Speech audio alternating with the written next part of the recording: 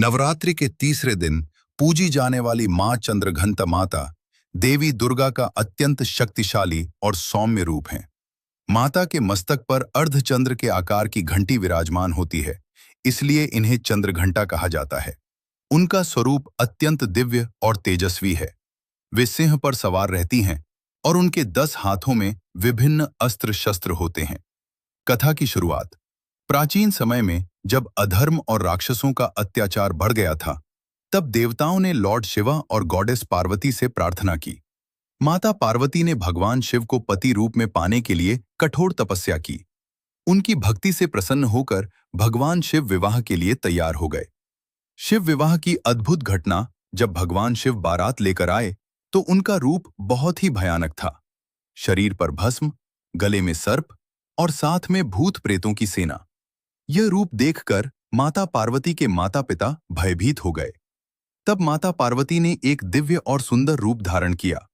यही रूप था मां चंद्रघंटा का। उन्होंने अपनी शक्ति से भगवान शिव को एक सौम्य और सुंदर रूप में प्रकट होने के लिए प्रेरित किया।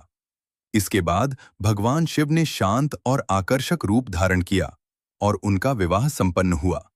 राक्षसों का संहार। मां चंद्रघंटा केवल सौंदर्य ही नहीं, बल्कि शक्ति का भी प्रतीक हैं।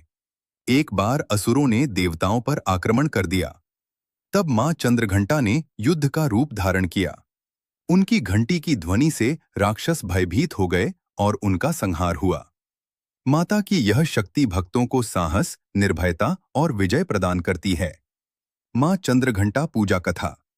नवरात्रि के तीसरे दिन माता चंद्रघंटा की पूजा विशेष रूप से की जाती है। इस दिन भक्त सच्चे मन से माता की आराधना करते हैं। पूजा विधि सरल रूप में। सुबह स्नान कर स्वच्छ वस्त्र पहनें। पूजा स्थान को शुद्ध करें। माता की प्रतिमा या तस्वीर स्थापित करें। फूल, अक्षत, रोली अर्पित करें। घी का दीपक जलाएं। मां को दूध, खीर या मिठाई का भोग लगाएं। मंत्र का जाप करें। मंत्र: ओम देवी चंद्रघंटाय नमः।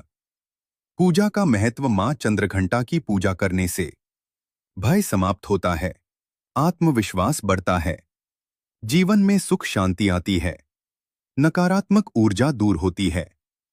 कथा का संदेश। मां चंद्रघंटा हमें सिखाती हैं कि जीवन में शक्ति और शांति दोनों का संतुलन जरूरी है। जहां जरूरत हो वहां साहस दिखाएं और जहां संभव हो वहां प्रेम और शांति बनाए रखें। अगर आप भी मां चंद्रघंटा की कृपा पाना चाहते हैं तो कमेंट में जरूर लिखें जय माता दी और इस वीडियो को शेयर करें ताकि मां का आशीर्वाद सब तक पहुंचे।